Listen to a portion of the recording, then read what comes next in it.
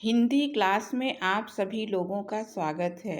आज हम बच्चों कक्षा 9 में रहीम के दोहे पढ़ेंगे। रहीम के दोहों में बहुत ही अच्छे संदेश दिए गए हैं जो आपकी पुस्तक में संकलित हैं। आज हम उसी का अध्ययन करेंगे। अगर हम लोग इसके संदर्भ को देखते हैं तो संदर्भ में बच्चों लिखना होगा कि यह जो दोहे हैं, रहीम के जो दोहे हैं, वो हमारी पाठ्यपुस्तक हिंदी के काव्यखंड के दोहा शीर्षक से लिया गया है, जिसके रचयिता रहीम दास जी हैं। और प्रसंग में अलग अलग दोहे का अलग अलग प्रसंग है, जिसमें अलग अलग कोई ना कोई संदेश दिया गया है। वो समय समय पर हर दोहे के साथ आपको बताया जाएगा। बच्चों, आप इस वीडियो को पूरा देखिएगा ताकि आपको पूरा पाठ अच्छे से समझ में आ जाए। और अगर आपने चैनल को अभी तक सब्सक्राइब नहीं किया है तो इसको कर लीजिएगा, ताकि इस तरह के वीडियो जो बनते रहें वो आप तक जल्दी से जल्दी पहुंचते रहें। तो हम लोग अब टॉपिक पर आते हैं और रहीम के दोहे पढ़ते हैं, इसकी व्याख्या को, इसके अर्थ को समझते हैं।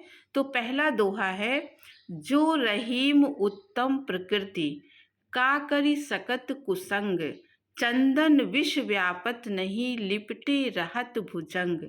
यहाँ पर रहीम दास ने संगत के क्या प्रभाव पड़ता है, संगत का मनुष्य पे क्या प्रभाव पड़ता है, इसका वर्णन इस दोहे में बहुत अच्छे प्रकार से किया है। पहली बात में वो कहते हैं कि जो रहीम उत्तम प्रकृति, बच्चों प्रकृति माने होता है स्वभाव। रहीम दास का कहना है कि जो मनुष्य अच्छे स्वभाव का होता है, उत्तम प्रकृति का माने उत्तम स्वभाव का होता है, जिसका स्वभाव अच्छा होता है, का करी सकत कुसंग, कुसंगत उसका कुछ भी, कुसंगत माने बुरी संगत, कुसंगत उस व्यक्ति का कुछ भी बुरा नहीं कर सकती है, उस पर कुछ भी प्रभाव नहीं डाल सकती है। इसको उदाहरण देते हुए कहते हैं, अगली पंक्ति देखिए, चंदन विष व्यापत नहीं लिपटे रहत भुजंग। तो भुजंग का अर्थ यहाँ पर होता है सांप, और चंदन का जो वृक्ष होता है वो बहुत ही सुगंधित और शीतल उसकी प्रकृति होती है। तो विष माने होता है जहर, व्यापत माने समाना। अब इस लाइन में वो चंदन के पेड़ का उदाहरण देते हुए कहते हैं कि जैसे चंदन का वृक्ष है और उसके ऊपर भुजंग माने सांप लिपटे रहते हैं, लेकिन चंदन पर उसका कोई प्रभाव नहीं पड़ता है। सांप का जो जहर है वो चंदन में व्यापक नहीं होता है, वो चंदन में समाता नहीं है, उल्टा जो चंदन है वो सांप को शीतल कर देता है। तो इस प्रकार से जो अच्छे स्वभाव का व्यक्ति होता है वो भी संगति का उसके ऊपर कोई भी प्रभाव नहीं पड़ता है। अगला दोहा बच्चों देखिए, रहीमन प्रीति सराहिए मिले होत रंग दून, ज्यों जर्दी हरदी तजय तजे सफेदी चून। अब इस दोहे में प्रेम, जो उत्तम प्रेम होता है, अच्छा प्रेम होता है, उसका क्या प्रभाव पड़ता है, ये इसमें रहीम दास ने इस दोहे में बताया है। रहीमन प्रीति सराहिए मिले होत रंग दून। यहाँ पर प्रेम की सराहना करते हुए रहीम दास जी कहते कि हमें ऐसी प्रेम की सराहना करनी चाहिए, ऐसे प्रेम के गुण गाने चाहिए, मिले होत रंग दून, जिसमें दो प्रेमी आपस में जब प्रेम करने वाले मिलते हैं तो उनका जो प्रेम का रंग है वो दून माने दुगना हो जाता है। आप इसको समझिए कि हमें ऐसे प्रेम की, ऐसे उत्तम प्रेम की सराहना करनी चाहिए जिसमें दो प्रेमी का जो प्रेम होता है वो आपस में जब प्रेम मिलता है तो उस प्रेम का रंग दुगना हो जाता है। तो इसके उदाहरण देने के लिए उन्होंने क्या एक उदाहरण लिया है, ज्यों जर्दी हरदी तजय तजय सफ़ेदी चून। आपने देखा होगा हल्दी और चूने को आपस में जब मिलाया जाता है, हम लोग टीका बनाते हैं तो हल्दी और चूने को जब मिलाते हैं तो वो लाल रंग का हो जाता है। तो रहीम ने उसी का उदाहरण दिया है कि जब हल्दी और चूने को आपस में मिला दिया जाता है तो हल्दी जो है वो जर्दी माने पीलापन, हल्दी अपने पीलेपन को छोड़ देती है, त्याग देती है, और जो चूना है वो अपने सफ़ेद रंग को छोड़ देता है, और दोनों ही अपने अपने अस्तित्व को भुलाकर वो एक अलग ही रंग में, लाल रंग में हो जाते हैं। उसी प्रकार जो उत्तम प्रेम होता है, उसमें प्रेमी अपने अपने अलग अस्तित्व को भूल जाते हैं और उस प्रेम का रंग गाढ़ा हो जाता है, उस प्रेम का रंग बिल्कुल अलग हो जाता है, दुगना हो जाता है। अब अगले दोहे को हम लोग देखते हैं। रूठे सुजन मनाइए, जो रूठे सौ बार। अब यहाँ पर सज्जन व्यक्ति की जो मित्रता है, उसको किस प्रकार से बनाए रखना चाहिए, रहीमदास इस दोहे में बहुत अच्छी प्रकार से समझाते हैं। कहते रूठे सुजन मनाइए। अगर सुजन माने सज्जन व्यक्ति, अगर कोई सज्जन व्यक्ति आपसे रूठ भी जाए, जो रूठे 100 बार, अगर वो 100 बार बार बार वो आपसे रूठ जाता है, 100 बार भी रूठ जाए, तो हमें ऐसे सज्जन व्यक्ति को मना लेना चाहिए। क्योंकि रहीमन, उन्होंने फिर उदाहरण दिया, रहीमन फिर पोई ये टूटे मुक्ताहार। मुक्ताहार का बच्चों मतलब होता है मोती का हार। जिस प्रकार हमारे पास अगर मोती का हार होता है, वो जितनी बार भी टूट जाए उतनी बार हम उसको धागे में पिरो लेते हैं और उसको बना लेते हैं। उसी प्रकार से रहीमदास जी कहते हैं कि सज्जन व्यक्ति अगर 100 बार भी हमसे रूठ जाए तो हमें उसे मना लेना चाहिए, क्योंकि सज्जन व्यक्ति हमारे पास रहेगा तो उससे हमको हमेशा लाभ मिलता रहेगा। अगला दोहा है, रहीमन असुआ नैन ढर जिए दुख प्रकट करे। अब यहाँ पर रहीमदास जी कहते हैं कि अगर हम अपने घर से या अपने हृदय से किसी चीज़ को बाहर निकालते हैं तो हमारा भेद खुल जाता है। इस उदाहरण में इसको वो बताते हैं, इस दोहे में, रहीमन असुआ नैन ढरे। कहते असुआ माने होता है आंसू, नैन माने होता है नेत्र, ढर माने लुढ़क जाना, जिय माने होता है हृदय, दुख प्रकट करे माने दुख को प्रकट करना। अब हम इसका अर्थ समझते हैं। रहीमदास कहते हैं कि अगर हमारी आँख से आंसू बाहर लुढ़क आते हैं, आँख से बाहर आंसू निकलने लगते हैं, तो वो हमारे हृदय के दुख को प्रकट कर देते हैं। वो आंसू ये बता देते हैं कि दिल में कोई ना कोई दुख है जिसके कारण ये आंसू निकले हैं। इस बात को समझाने के लिए अगले लाइन में उन्होंने क्या उदाहरण दिया है, जाहि निकारो गेह ते कस न भेद कहि दे। क्या कहा, जाहि निकारो गेह, गेह माने होता है घर। सही भी है कि जिसको घर से बाहर निकाल दिया जाता है वो घर का पूरा भेद बाहर कह देता है। तो घर से निकला हुआ व्यक्ति घर के भेद को बता देता है। इसलिए आँख से निकला हुआ जो आंसू है वो हमारे दिल की बात को बता देता है। अगला दोहा देखिए बच्चों, कहि रहीम संपत्ति सगे, बनत बहुत बहुरीति। आपने देखा होगा जो धनवान व्यक्ति हो जाते हैं उनके चारों ओर इर्द गिर्द लोग मंडराने लगते हैं, उनके सगे संबंधी बन जाते हैं। तो इसी बात की सच्चाई को इस दोहे में रहीम ने कहा है कि कहि रहीम संपत्ति सगे। रहीमदास जी कहते हैं कि जब व्यक्ति धनवान हो जाता है, उसके पास बहुत सारी संपत्ति आ जाती है, तो बनत बहुत बहुरीत, तो बहुत सारे लोग आसपास आ जाते हैं और सगे संबंधी और मित्र बन जाते हैं। लेकिन विपत्ति कसौटी जे कसे तेहि साचे मीत। अब रहीम ने यहाँ पर सच्चे मित्र की जो गुण है वो उसको बताया है कि सच्चा मित्र कैसा होता है। तो उन्होंने कहा जो विपत्ति कसौटी, कसौटी माने जो विपत्ति रूपी कसौटी है उस पर जो खरा उतरता है वही हमारा सच्चा मित्र होता है। अर्थात सुख में तो सभी हमारे आसपास आ जाते हैं, धनवान होने पे सब हमारे आसपास आते हैं, लेकिन जब हमारे जीवन में विपत्ति आ जाए और अगर जो हमारा मित्र हमारा साथ नहीं छोड़ता है तो हमें ये समझना चाहिए कि वही हमारा सच्चा मित्र है। अगला देखिए, अगले दोहे में उन्होंने कहा जाल परे जल जात बही। इस दोहे में रहीमदास ने सच्चे प्रेम को प्रदर्शित किया है। सच्चा प्रेम कैसा होता है इस दोहे में उन्होंने बताया है कि इसमें मछली का उदाहरण दिया है, जाल परे जल जात बही। हम लोग जानते हैं कि मछली और जल का जो प्रेम होता है, मछली जल से प्रेम करती है, उसके बिना रह नहीं पाती। तो रहीम ने क्या कहा, जाल परे जल जात बही। जब मछुआरा पानी में जाल डाल देता है तो जल जो है वो मछली के प्रेम को भूल जाता है और जाल को और मछली को छोड़कर आगे बह जाता है। तज मीनन को मोह, मीन माने होता है मछली, और वो मछली के प्रेम के मोह को छोड़ देता है और अपनी जान बचाकर वो आगे चला जाता है, मछली को छोड़ देता है। रहीमन मछली नीर को तऊ न छाड़त छोह। अब देखिए, एक तरफ जल का प्रेम मछली से है, वो झूठा है। जैसे ही मछली मुसीबत में आती है, जल उसको छोड़कर चला जाता है। लेकिन दूसरी तरफ रहीमन मछली नीर को, जो मछली है, वो नीर माने होता है जल, मछली जो है वो पानी के प्रेम को, जल के प्रति उसका जो प्रेम है वो उसको छोड़ नहीं पाती है।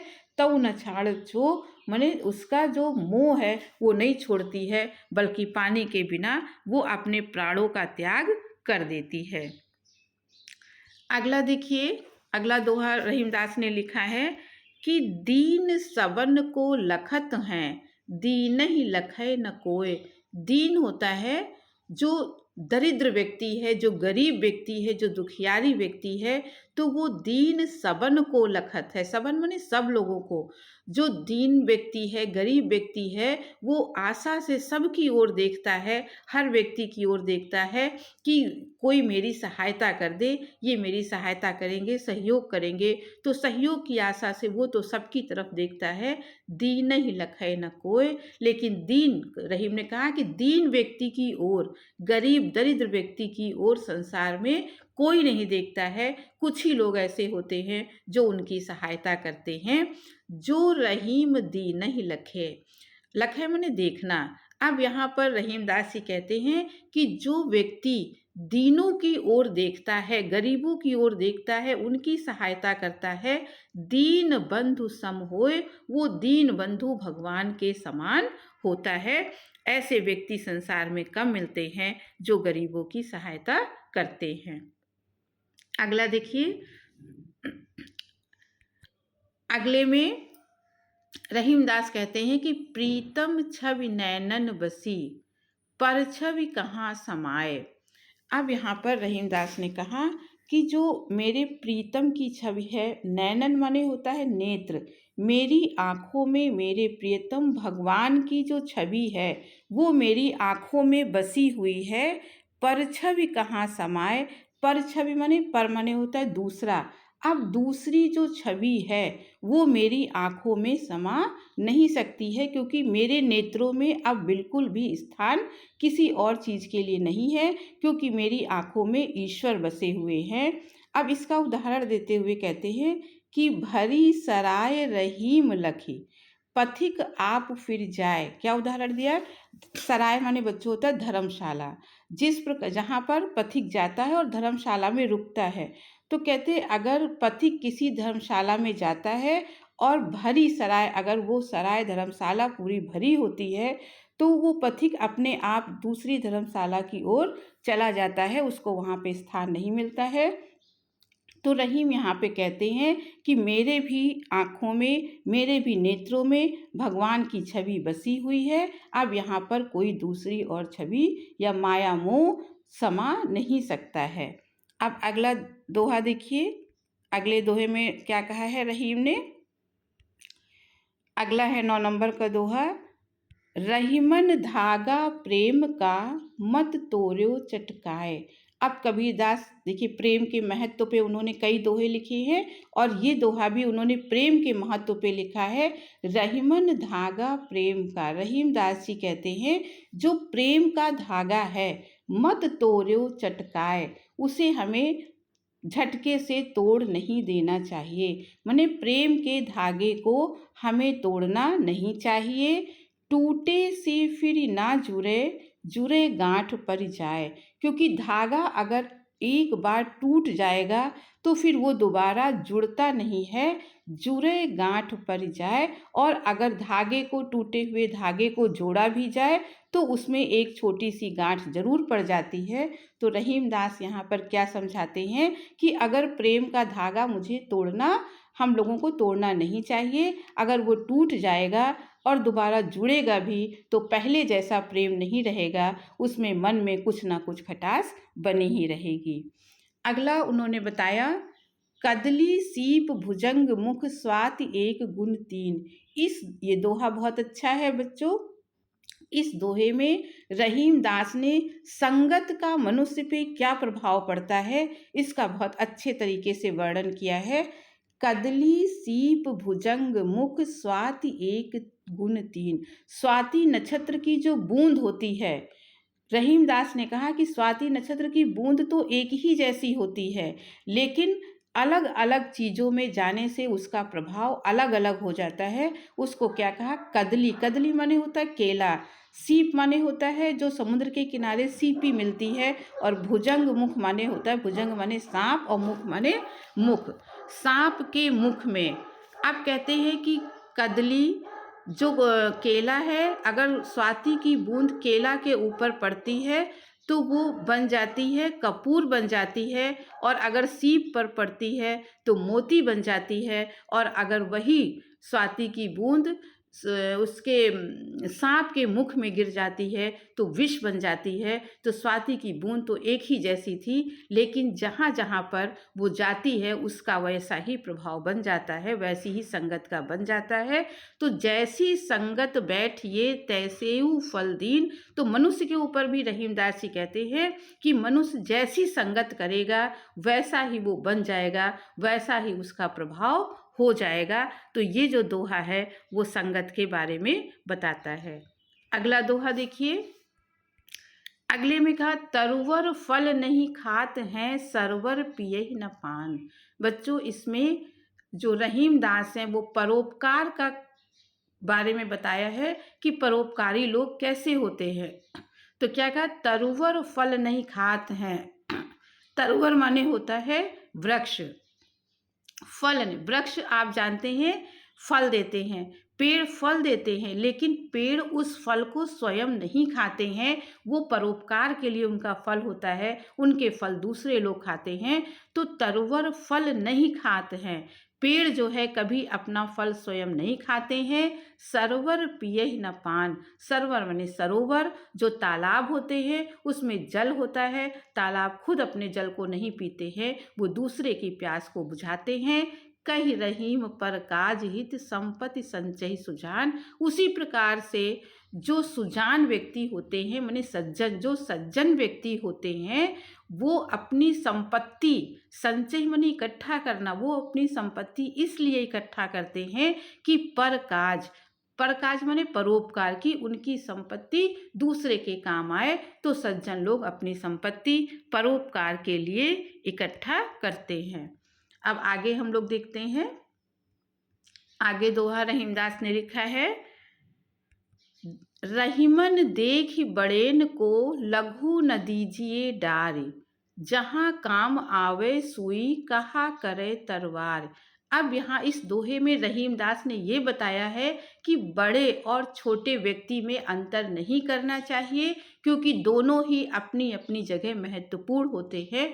तो यहाँ पे क्या कहा, रहीमन देख, बड़े माने बड़े लोगों को, रहीमदास जी कहते हैं कि बड़े लोगों को देख कर लघु न दीजिए डार। बड़े लोगों को देखकर, लघु माने छोटे लोगों का अपमान नहीं करना चाहिए, छोटे लोगों को छोड़ना नहीं चाहिए। इसके लिए उन्होंने उदाहरण दिया, जहाँ काम आवे सुई कहा करे तलवार।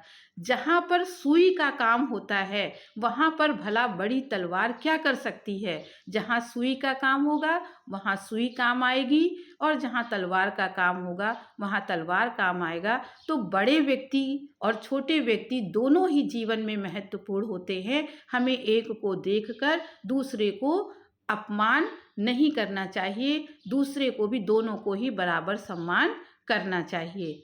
अगला देखिए, अगले दोहे में कहते हैं रहीमदास जी कि यूं रहीम सुख होत है देख नेत निज गोत। यूं रहीम सुख होत है बढ़त देख निज गोत, जो बड़री अखियाँ निरखी आँखिन को सुख होत। अब इसमें कहा कि यूं रहीम सुख होत है बढ़त देख निज गोत। गोत माने बच्चों होता है वंश, अपना कुल वंश। तो रहीमदास जी कहते हैं कि अपना निज गोत्र माने अपने कुल में सदस्यों को बढ़ता हुआ, अपने वंश को बढ़ता हुआ देखकर उसी प्रकार से सुख मिलता है, जिस प्रकार से जो बड़री अखियाँ निरख आँखिन को सुख होत। जिस बड़री माने बड़ी बड़ी, अखियाँ माने आँखें, जिस प्रकार बड़ी बड़ी आँखों को देखकर आँखों को सुख प्राप्त होता है, उसी प्रकार अपने वंश को बढ़ते हुए देखकर मनुष्य को सुख प्राप्त होता है। अगला देखिए, अंतिम है, रहीमन ओछे नरन ते तजो बैर अरु प्रीत। ओछे माने बच्चे होता है नीच व्यक्ति। तो रहीमदास ने जो नीच और दुष्ट व्यक्ति है उससे बचने के उपाय इसमें बताया है कि रहीमन ओछे नरनते। रहीमदास जी कहते हैं इस संसार में जितने भी नीच व्यक्ति हैं, ओछे व्यक्ति हैं, बुरे व्यक्ति हैं, तजो बैर अरु प्रीत, उनके साथ ना तो बैर करना चाहिए, दुश्मनी करनी चाहिए, और ना ही उनसे प्रेम करना चाहिए। जो दुष्ट व्यक्ति हैं, नीच व्यक्ति हैं, उनसे ना तो बैर अच्छा है, दुश्मनी अच्छी है, और ना ही उनसे प्रेम अच्छा है। क्योंकि फिर अगले उदाहरण में कहते हैं, काटे चाटे स्वान के दुहु भांत विपरीत। स्वान माने होता है कुत्ता। कहते हैं कि कुत्ता चाहे काटे और चाहे उसको चाटे, दोनों भांति मनुष्य को दुख देता है, दोनों ही भांति मनुष्य को दुख पहुंचता है। तो बच्चों, अब हम इसका अगर काव्य सौंदर्य देखें तो इसकी जो भाषा है वो ब्रज भाषा है, और जो शैली है वो मुक्तक है। रस इसमें शांत रस का इस्तेमाल किया गया है, और छंद इसमें दोहा छंद का इस्तेमाल किया गया है।